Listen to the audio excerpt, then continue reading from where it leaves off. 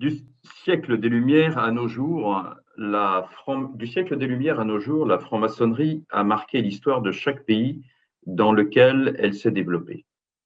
Il faut d'abord rappeler que si la franc-maçonnerie est singulière dans sa finalité, travailler au perfectionnement de l'individu et de la société, elle reste multiple dans son approche. Pour faire simple, il faut distinguer trois grands courants qui se sont structurés parfois en divergents, justement entre le moment de la naissance de la franc-maçonnerie et l'époque contemporaine, voire postérieure, de la Révolution française. Il faut ainsi distinguer des structures adogmatiques, où prime le sociétal ayant comme chef de file une certaine obédience française, de celui porté par les anglo-saxons fondé sur une tradition théiste, où prime le caritatif, apolitique et refusant toute ingérence dans la sphère publique.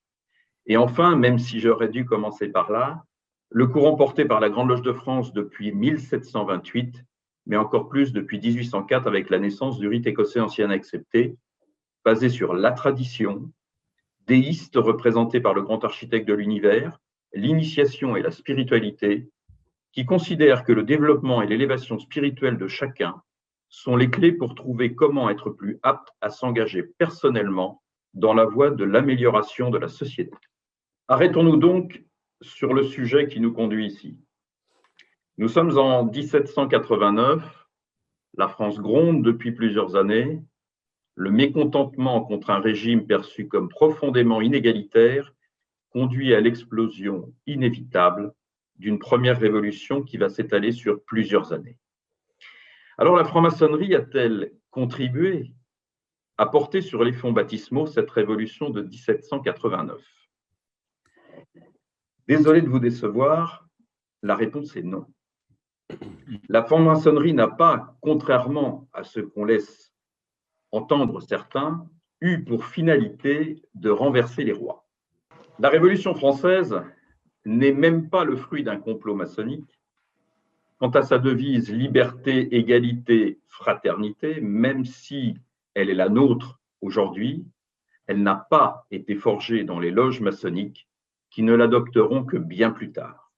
Néanmoins, les valeurs proclamées par ce triptyque correspondent en tout point à nos idéaux. Alors pourquoi penser que la franc-maçonnerie serait la mère de la Révolution ? Simplement par le truchement subtil des légendes tenaces colportées par les ennemis de la franc-maçonnerie et le mythe parfois entretenu par certains frères eux-mêmes. Cependant, il est fascinant de se pencher sur ce qu'a réellement apporté la franc-maçonnerie à la France et au monde depuis sa création en ce début de XVIIIe siècle. 1717 en Grande-Bretagne, 1723 en France. Je dois malgré tout rappeler que la première trace de la franc-maçonnerie à caractère à la fois opératif et spéculatif remonte à 1598 en Écosse. Rendons donc à César ce qui lui appartient. La Révolution française de 1789 est donc un épisode de l'histoire de France qui cristallise les passions et les fantasmes. On peut résumer la question de la manière suivante. Quel fut le rôle des loges et celui des frères dans le mouvement révolutionnaire? Les obédiences ont-elles réellement été à la manœuvre ou ont-elles été simplement spectatrices de cet événement majeur? La réponse est complexe. La réalité de l'influence de la franc-maçonnerie doit être considérée à l'intersection de ces deux visions.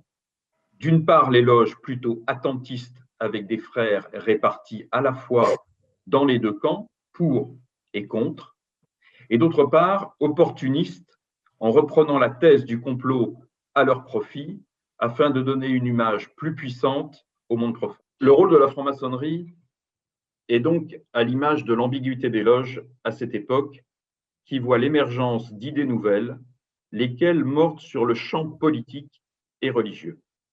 À l'origine, sorte de club chrétien à vocation philanthropique, tel que les anglo-saxons la représentent, la maçonnerie continentale commence sa structuration qui aboutira à l'apparition des deux nouveaux courants, l'un centré sur les questions ésotériques et symboliques, et dans lesquels les préoccupations sociétale et politique sans être bannie relève des convictions de chaque frère lors de son chemin initiatique comme à la Grande Loge de France. L'autre, prenant une part de plus en plus importante dans la vie de la cité. La loge est un moyen de se déconstruire, de se construire mieux, de se reconstruire afin de penser le monde d'une manière différente, plus en harmonie avec les lois de l'univers. Certes, en 1789, dans les loges, des frères sont démocrates ou républicains, mais il s'y côtoie notamment un nombre très important de frères qui sont fidèles au trône. Ce qui est cependant évident, c'est que la franc-maçonnerie a été le creuset de la philosophie des Lumières et des encyclopédistes. Au sein des loges, il était évident que les idées telles que la représentativité élective marquent bien une évolution qui, sur le plan théorique, change les relations entretenues entre le roi et ses sujets. Par ailleurs, la vision de la pensée unique dictée par le roi va à l'encontre du principe du langage symbolique qui, par définition, est adogmatique et fonctionne par résonance puisqu'il parle à chacun selon sa sensibilité personnelle en faisant fi des mouvements idéologiques ou religieux. Si on ajoute à cela la transgression de la barrière entre les ordres religieux, noblesse et tiers états, offerte par le regard général porté sur la loge comme un lieu de sociabilité dans lequel aristocrates et roturiers se côtoient sur un pied d'égalité, alors l'influence maçonnique dans le changement du régime pourrait être légitimée. Si certaines obédiences françaises ont cru bon devoir entretenir le mythe en cautionnant la thèse d'une révolution seul fruit des loges maçonniques de la fin du XVIIIe siècle, nous comprenons bien que l'impact réel de la franc-maçonnerie sur cette révolution reste plus subtil. En tant que corps unifié et institutionnel, pour autant que cela ait un sens à cette époque au moins, la franc-maçonnerie n'a donc pas directement commandé la révolution. Seul l'engagement individuel de ses membres parmi les francs-maçons actifs de l'époque, révolutionnaires comme Mirabeau ou Lafayette par exemple, a pu jouer un rôle.